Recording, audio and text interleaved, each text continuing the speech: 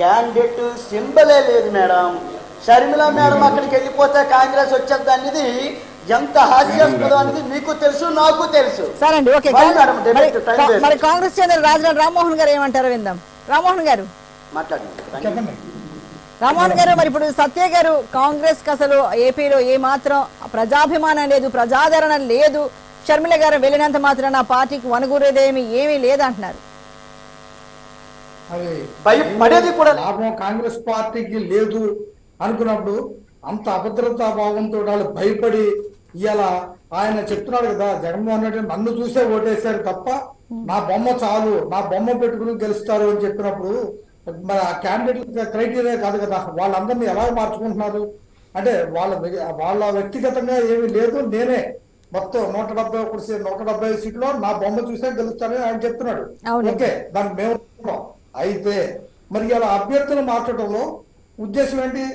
తన గెలవరు అనే నా అవనమ్మకం ఇలా ఒక రకమైన భయాందోళన ఏర్పడింది. ఎందుకంటే రాజశేఖర రెడ్డి గారి కూతురు ఇవాళ షర్మిల గారు కాంగ్రెస్ పార్టీలో ఎప్పుడైతే జాయిన్ అవుతుందని అనుకున్నారో ఆ రోజు నుంచే భయం స్టార్ట్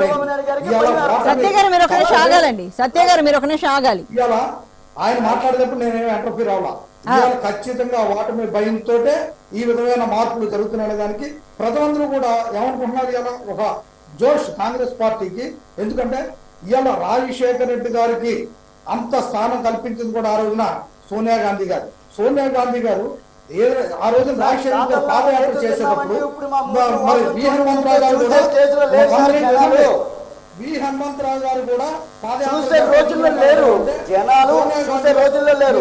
ఈ రోజు ఎవరు మంచి చేస్తుంది అనేది మాత్రం ఉంటది సార్. ఆ రోజున ప్రజాదరణ ఉంది, రాజశేఖర రెడ్డి గారు వెళ్తున్నారు, మీరు ఆగమంటే ఆ రోజున సోనియా గాంధీ గారి మాట విని ఆ రోజు వి హనుమంతరావు గారు పాదయాత్రను కూడా ఆపుకున్నారనే విషయాన్ని మీకు గుర్తు చేస్తున్నా. ఇవాళ ప్రజల్లో ఇవాళ ఏదైతే ఈ రాష్ట్ర విభజన జరిగిందనే ఒక అపోహ ఉంది కాబట్టి ఆ బాధతోటి కొంతమంది పార్టీ నుంచి బయటకు వెళ్ళినప్పటికీ ఇవాళ కొంతమంది చాలా మంది రియలైజ్ అవుతున్నారు 10 సంవత్సరాల తర్వాత.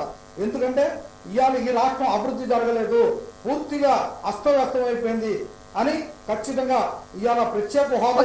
రామ్మోహన్ గారు మీరు మాట్లాడుతూ అంటే రాష్ట్ర విభజన అనే అపోహ అన్నారు. అపోహ అయితే కాదు, ఖచ్చితంగా రాష్ట్ర ప్రజల్లో చిన్న వాళ్ళ నుంచి పెద్ద వాళ్ళ వరకు ప్రతి ఒక్కరికి కాంగ్రెస్ పార్టీ పట్ల అప్పట్లో తీవ్ర వ్యతిరేకత ఉందన్నది వాస్తవం అండి. అయితే ఇప్పుడు అది రాను అన్నది ఏదైనా సరే డైల్యూట్ అయిపోతూ ఉంటుంది. అలా అయ్యింది 10 ఏళ్లలో. అందులోకి ఇక్కడ తెలంగాణలో ఇక్కడ రేవంత్ రెడ్డి రావడం కాంగ్రెస్ పార్టీ నుంచి, అలాగే ఇక్కడ వాళ్ళు అమలు చేస్తున్న సంక్షేమ పథకాలు కావచ్చు, అక్కడ ఉన్న ప్రభుత్వ వ్యతిరేకత కావచ్చు, వీటన్నిటిని బేస్ చేసుకొని కాంగ్రెస్ వైపు జనాలు కాంగ్రెస్ గురించి ఆలోచించే విధంగా మారారు. అంతే. కాంగ్రెస్ పార్టీ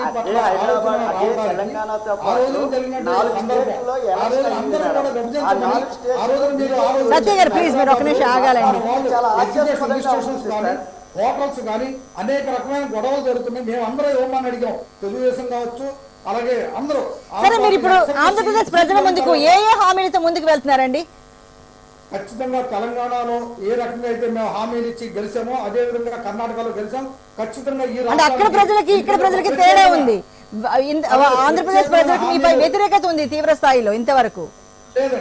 ఈ రాష్ట్రంలో ఇప్పుడు అందరూ కూడా ఇవాళ ప్రత్యేక హోదా రావాలి అంటే ఖచ్చితంగా కాంగ్రెస్ పార్టీ వస్తేనే ప్రత్యేక హోదా వస్తుంది. పోలవరం ప్రాజెక్టు మేమే ప్రారంభించాం, మేమే ఓపెన్ చేస్తాం అనేది కూడా, కంప్లీట్ చేస్తాం అనేది కూడా మీ ద్వారా తెలియజేస్తాం. సురేంద్ర రెడ్డి గారు మీ దగ్గరకు వచ్చే ముందు ఒకసారి రాజీవ్ రెడ్డి గారితో మాట్లాడతాను. ఓకే అండి రామ్మోహన్ గారు, మళ్ళీ మీ దగ్గరకు వస్తాను. రాజీవ్ రెడ్డి గారు, రాజనాల రామ్మోహన్ గారు కాంగ్రెస్ నాయకులు. మామూలుగా ఇప్పుడు ఏపీ అప్పులు గొప్పగా తయారైందని అన్ని పార్టీలు దూషిస్తున్నాయి. ఒక పార్టీ ఏది కదా అందరూ అంటున్నారు. ఇలాంటి సమయంలో మిగులు బడ్జెట్తో ఉండి రిచ్ స్టేట్గా ఉన్న ఇండియాలో రిచ్ స్టేట్గా ఉన్న తెలంగాణలోనే ఈ పథకాలు ఏవైతే మీరు ఇచ్చారో 6 గ్యారంటీస్ ఆచరణకి చాలా కష్టమవుతుంది. ఇలాంటిది ఏపీలో ఎలా సాధ్యమని మీరు అనుకుంటున్నారు?